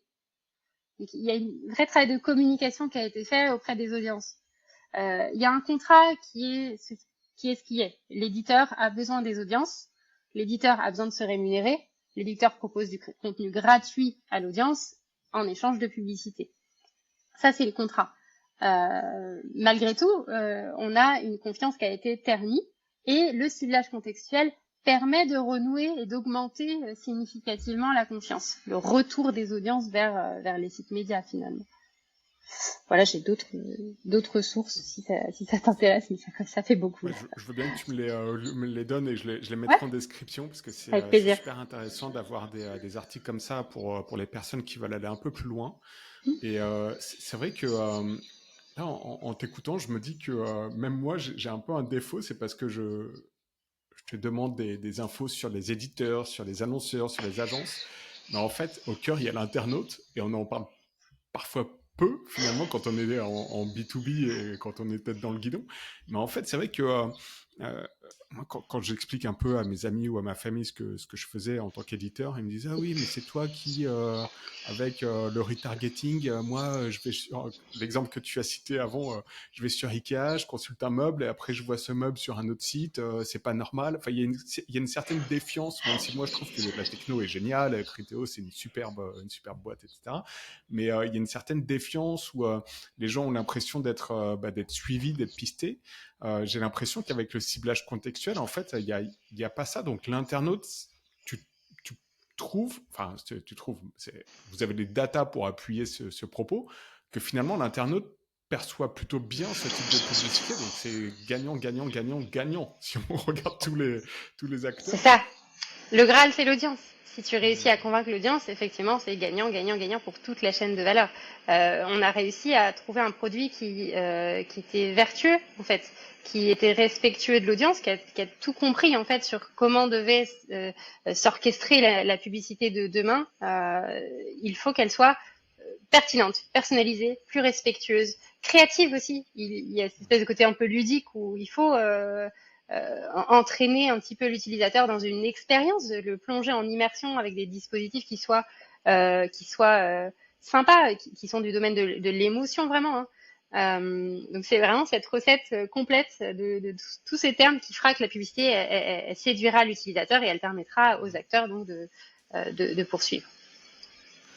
Donc, transition encore une fois parfaite pour le prochain sujet, qui est le futur des ad tech. Selon toi, j'imagine que c'est le ciblage contextuel, mais il y a peut-être quelque chose d'autre ou c'est toi qui l'as dit. Précisions. C'est toi qui l'as dit. Précisions à apporter. Bon, côté publicitaire, effectivement, toujours proposer des dispositifs plus proches des usages, des consommateurs. On poursuit cette quête de revalorisation du contenu. On garde le cap en fait. On ne change pas, on ne fait pas de virage. On travaille la vidéo et on travaille la qualité média. Ça, c'est pour les publishers. Côté agences, annonceurs, leur demande en tout cas, c'est offrir toujours plus de transparence. Et pour ça, pour faire face à cette concurrence accrue en termes de solutions disponibles, on a, nous, décidé de créer une interface où nos clients pourraient tester la robustesse de notre technologie. En rentrant l'URL d'un article, ils voient comment on décrypte, comment on le qualifie. C'est vraiment la vitrine de notre techno. Ils peuvent la tester, mesurer l'efficacité. Voilà, on n'a jamais rien eu à cacher. On a toujours été au plus près de nos clients et leur fournir des solutions qui existent, qui sont performantes. Donc, cette interface, elle s'appelle l'Analyzer et on devrait en entendre parler incessamment sous peu. Après, toujours côté annonceur, on nous demande beaucoup aussi d'activer du contextuel à côté d'un ciblage data socio-démo, donc de travailler autour de la complémentarité, de l'unification de plusieurs solutions. Donc l'avenir va résider dans la capacité des acteurs à combiner efficacement ces technologies contextuelles avec des données first party. En s'appuyant sur ces synergies, ils pourront non seulement mieux comprendre leurs audiences, mais aussi anticiper leurs besoins, offrir des expériences encore plus personnalisées et pertinentes et mesurables. Côté AdTech maintenant, on est très très actif au sein des organisations de marché, comme l'Alliance Digitale, on en parlait tout à l'heure. Il y a des task force, pour revenir sur nos anglicismes, autour de la mesure, autour du cookie-less, encore et toujours, mais aussi autour de l'IA générative. Et chez Blink d'ailleurs, on a lancé des chantiers chez nous pour automatiser le plan média. Donc, automatiser en fait tout le setup de ciblage grâce aux nouvelles capacités des LLM, des Large Language Models, donc ChatGPT, Gemini, etc. Donc, c'est utiliser un petit peu toutes ces technologies-là pour rendre beaucoup plus simple le setup du ciblage, automatiser ce setup-là pour nos adopts et donc pour nos clients. Voilà, je crois que c'est déjà pas mal comme innovation pour Q4, en tout cas. Et puis non, quoi d'autre, toujours être à l'écoute, toujours innover. On n'a pas arrêté de recruter. Ça aussi, on n'en est pas peu fiers. On a toujours investi massivement dans nos talents, dans la ressource humaine. Et je travaille avec des gens formidables. La tech, finalement, c'est quand même de très très belles rencontres, des profils hyper intéressants. Moi, j'ai eu beaucoup de chance, j'ai fait beaucoup de belles rencontres, et c'est pour ça que je suis toujours dedans, que je suis toujours autant passionnée. C'est vraiment des sujets très très très très intéressants, complexes mais intéressants. Vous êtes présent en France, en Europe? Est-ce que j'ai l'impression que la plupart des adtech, au bout d'un moment, quand elles ont une certaine masse critique ou une certaine taille, la destination, c'est les US pour éventuellement se rapprocher ou se faire racheter par une plus grosse boîte. Est-ce que vous avez l'ambition également d'aller aux US ou est-ce que c'est un marché déjà très mature là-bas avec des solutions qui roulent, qui tournent, pardon? Il y a de très très belles initiatives aux US, effectivement, sur le ciblage contextuel. Il y a d'ailleurs le précurseur GumGum qui est présent aux US. Nous, on n'a pas pour ambition immédiate, en tout cas, d'aller investir outre-Atlantique. Il y a énormément à faire en France déjà. Il y a une concentration du marché qui est complexe. On voit beaucoup de rachats d'ailleurs en France. Cette concentration, elle est pas évidente. Donc nous, on a décidé pour l'instant de concentrer nos activités sur le marché français. On a de l'inventaire aussi un peu partout en Europe, sans avoir de présence physique nécessairement. Mais on préfère, voilà, on a fait ces choix en se disant que les différentes annonces qu'on a eues, la guerre en Ukraine, le Covid, voilà, on a préféré aujourd'hui se concentrer sur un marché qui est déjà pas évident, le marché français. Résultat, on s'en sort très très bien. On a fait une très belle croissance encore cette année, malgré tous les contextes dont on a parlé, qui n'étaient pas évidents. Et on continue d'investir, comme je te le disais, en recrutement, en innovation, en R&D. Moi, 70% de mon temps est consacré à l'innovation et à la donnée, à l'insight chez Blink. Donc c'est quand même remarquable pour une petite start-up, petite tech de 30 talents. Très cool. Écoute, Sophia, avant de passer aux questions de fin, j'ai juste noté une question. Côté publisher, quel est le... Vous avez l'onboarding, donc un publisher, il est intéressé, un éditeur, il est intéressé pour travailler Ouais, avec votre solution. Comment ça se passe concrètement le déploiement est rapide, ça prend une semaine, un mois, ensuite il y a des tests, vous ouais, faites un peu de, comment dire, vous allez affiner par rapport aux résultats que vous obtenez, donc vous avez un account manager dédié aux médias, voilà, je suis média, j'ai envie de complètement. travailler avec vous, comment ça se passe? Mais c'est une société qui est l'idée par la référente média, Siam Fadili, qui est notre fondatrice et CEO. C'est la personne qui chapeaute l'activité média chez nous. Donc vous avez quand même affaire en tant qu'éditeur à la présidente de la société. Elle a créé cette société et elle s'occupe aujourd'hui de ce département-là. Donc on sait dire la considération qu'on porte à nos clients éditeurs. L'intégration, elle prend quelques semaines, puisqu'on s'attache particulièrement à la qualité. Je te le disais, la qualité média, c'est hyper important pour nous d'avoir une intégration couture pour être sûr de proposer une expérience qui va profiter à l'éditeur, qui va profiter à l'utilisateur et donc à l'annonceur. Donc voilà, ça prend quelques semaines très simplement avec des échanges, des tests, effectivement, et ensuite on déploie à plus grande échelle. Très bien, très clair. Si tu veux Question plus de fin? d'informations, tu peux consacrer un prochain podcast avec notre CEO Siam Fadili sur les problématiques éditeurs. Ça pourrait Bah être écoute, intéressant. volontiers, parce qu'encore une fois, je pense que la majorité de mon audience se situe côté éditeur, et je sais à quel point parfois intégrer de nouvelles solutions, passer du temps à les tester avant Ouais, d'avoir un retour intéressant, pardon, ce sont des problématiques que beaucoup d'éditeurs rencontrent. Après, je pense que plus un éditeur et un gros groupe média, plus il est habitué, plus il a une équipe dédiée aussi Mhm. à ce genre de mise en place. Mais pour les plus petits éditeurs, peut-être que c'est un sujet intéressant, effectivement. Mais oui. Effectivement. Je te propose de passer aux questions de fin. Alors, c'est questions rapides, mais tu peux prendre le temps. C'est long. Ok. Alors, quel est l'outil ou le service que tu rêves d'avoir aujourd'hui dans ton job, mais qui n'existe pas encore? L'outil ou service.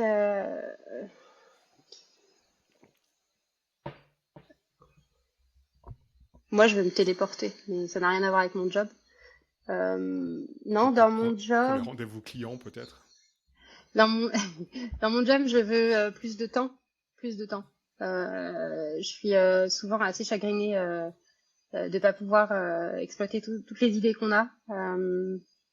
Ouais, c'est pas un outil, mais davantage de Mhm. temps. Donc encore plus d'outils qui me permettent d'automatiser mon travail aujourd'hui. Ces outils-là, vous avez des développeurs en interne. Est-ce qu'ils vous aident Ouais. également à optimiser effectivement vos process métiers pour gagner du temps sur, par exemple, démarchage sourcer Ah, tiens, une question. Oui.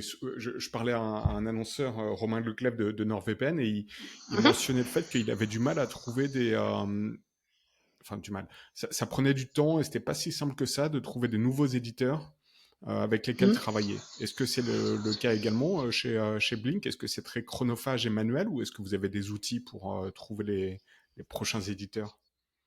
Alors, nos développeurs, ils nous accompagnent pas le démarchage ou sur la chasse ou sur voilà sur la partie éditeur nécessairement. On a un CTO qui choisit très très bien là où il met ses ressources. Samuel, il est vraiment redoutable là-dessus, mais il est très bon. Hein. Il a cette compréhension business, voilà, qui fait qu'il utilise très très bien ses ressources. Mais quand on a besoin de lui, il sait répondre favorablement. Il trouve toujours des petites places dans la roadmap qui est sur 3 ans. Où moi, voilà, j'ai beaucoup de demandes. J'adore travailler avec les développeurs. Récemment, un outil qu'on a développé, c'est un algo qui permet d'aller récupérer les pièces jointes avec les performances auditées par des acteurs tiers et de les rassembler dans la console pour avoir une vision très très claire sur le pilotage des campagnes en temps réel. Par exemple, Mhm. quand on va avoir un bilan visibilité sur des résultats IAS à confronter à des résultats d'autres acteurs, où il faut prendre une décision en tant qu'ADOPS, en tant que gestionnaire des opérations, pour optimiser telle ou telle campagne. Ça, c'était très chronophage. Il fallait récupérer le bilan 1, le bilan 3, l'acteur tiers, l'autre acteur tiers, faire des tableaux croisés dynamiques et ensuite pouvoir observer, analyser, prendre des décisions. Maintenant, c'est automatisé. Donc, je suis un peu fière. On en parlera très très prochainement lors d'une petite annonce sans prétention, mais qui met en avant tout ce travail-là des développeurs et des petites astuces comme ça qui nous permettent de gagner un temps précieux et de concentrer nos efforts vraiment sur l'accompagnement de nos clients et pas sur faire des tableaux croisés dynamiques, quoi. Très clair. Donc oui, ils sont très très sympas et je crois qu'ils m'aiment bien. Ils écouteront ce podcast. Ils ont intérêt. Quelles sont les tendances qui te stimulent le plus en ce moment dans la tech? Et ben, étonnamment, c'est pas toujours lié à mon métier premier ou à mes missions de tous les jours. Moi, je suis née dans des environnements télé et vidéo. Donc j'affectionne particulièrement les environnements télé, CTV, télé linéaire, télé délinéarisée. C'est les sujets que je suis le plus, les audiences, les transformations des chaînes télé. Ça me passionne, mais je crois que j'ai été à bonne école jusqu'alors. Après, c'est très lié à nos activités aussi sur la partie vidéo, sur la partie catch-up, sur les usages, sur se tenir informé évidemment du marché, mais voilà, secrètement, je fais ça aussi. Je suis très prête. Très bien. Et au contraire, quelles sont les choses qui t'inquiètent le plus dans l'industrie aujourd'hui, dans le monde de la tech? Les choses qui m'inquiètent, je sais pas si ça m'inquiète, mais je m'interroge beaucoup dessus. C'est sur l'éthique, sur toutes ces solutions un petit peu d'intelligence artificielle, etc. Comment trouver le moyen de pas avoir d'action discriminatoire. Tu vois, on voit les outils de production d'images, de production vidéo, quand on leur balance un script, comment elles y répondent.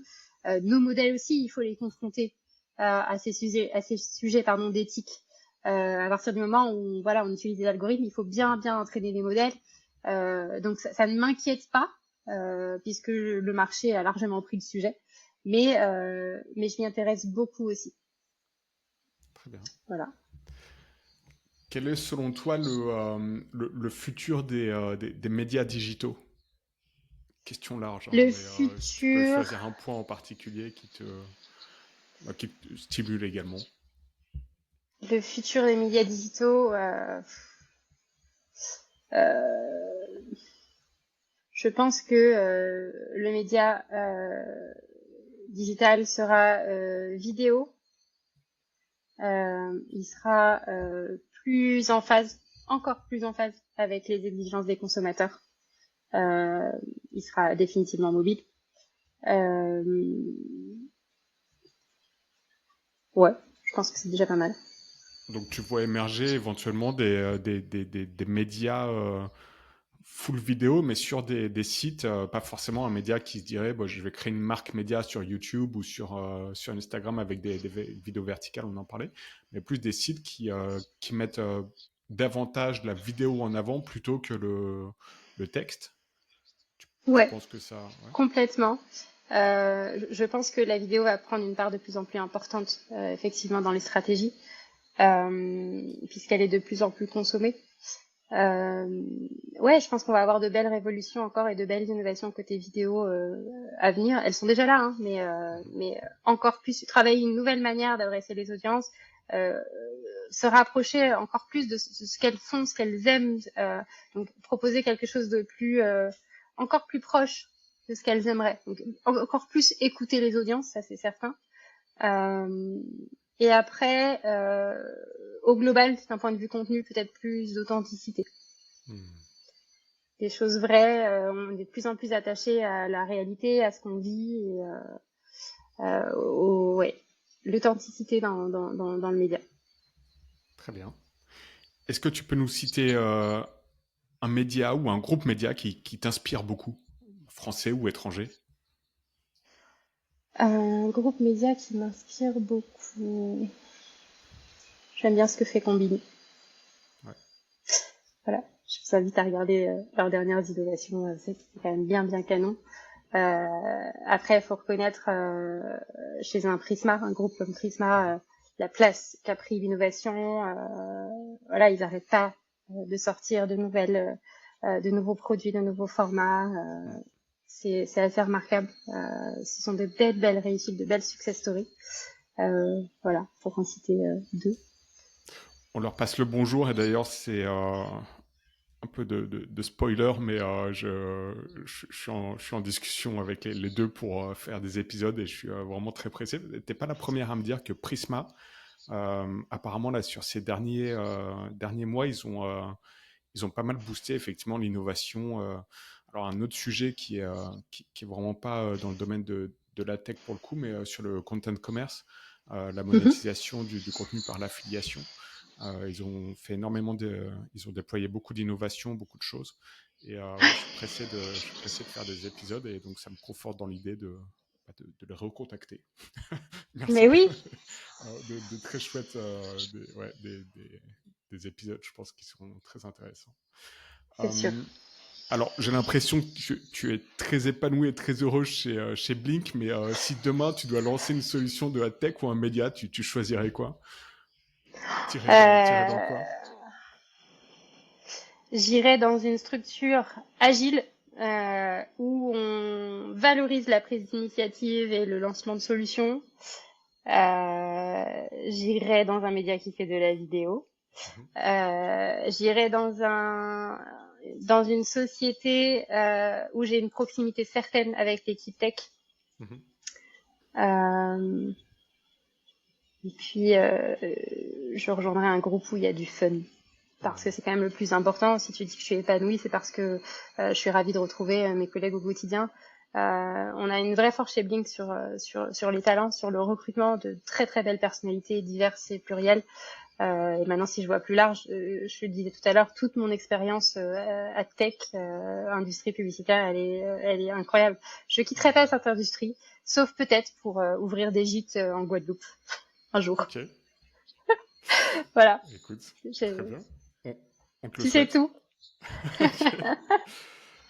Tu as beaucoup parlé de recrutement. Bah, c'est le moment, justement. Vous cherchez à recruter quel type de profil, quand, qui peut vous contacter et comment? On a différents postes ouverts côté Customer Success, donc l'équipe AdOps, pour le management et la gestion, le pilotage vraiment des campagnes. On recherche aussi côté Sales, sur des portefeuilles agences et annonceurs. Et je crois qu'on recherche aussi côté développeur. Maintenant, je ne veux pas dire de bêtises, je crois que c'est front-end. Mais vous retrouverez toutes ces informations sur LinkedIn, qui est quand même le nouvel outil phare, faut le dire, de l'industrie publicitaire, qui a connu une croissance phénoménale, en tout cas sur notre marché, sur notre industrie. Un outil qu'on aime beaucoup, un outil qui subit pas mal de transformations aussi, mais qui est quand même encore un outil lié à l'emploi. Merci. Donc voilà, tout est posté sur LinkedIn. N'hésitez pas à aller voir. Et comme on dit toujours dans le Job Desk, surprenez-nous. On veut des gens qui nous surprennent. Ok, très bien. Bah, justement, je mettrai tous les liens en description. Donc, le meilleur moyen de te contacter, c'est LinkedIn, en gros. LinkedIn ou alors Ouais. Sophia, mon prénom, @blink.io. Ok. Un éditeur qui Voilà. veut tester votre solution, donc c'est pas Il peut toi qui passer t'en par occupes, c'est contact, il plutôt peut passer par Ouais. Sophia. Ok.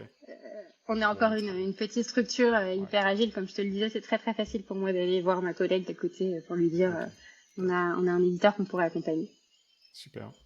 Bah, écoute, Voilà. Sophia, merci beaucoup pour ta transparence. On sent vraiment que tu as une connaissance du marché pointue. Et c'est la première fois que je parle de ciblage contextuel sur le podcast. C'était un super décryptage. Même moi, Merci. j'ai appris beaucoup de choses, donc je suis sûr que l'audience aussi, j'espère. Et volontiers pour un épisode 2 avec la fondatrice, côté publisher, je pense que ça pourrait faire un super épisode. Je te Complètement. remercie. Et si tu as un mot de la fin ou quelque chose que tu voulais préciser, c'est le moment. Non, c'est moi qui te remercie pour cette invitation. Je te le disais juste avant, première pour moi sur l'audio, sur le podcast. Donc merci pour cette invitation, merci pour nos échanges. Mot de la fin, non, vive la pub. Vive la pub. On l'entend pas souvent, Pourquoi on va mais faire la, compliqué? Vive la la, pub. la pub bien faite. Vive la pub bien faite. Super. Merci beaucoup, Sophia. À bientôt, Ronan. À bientôt. Salut.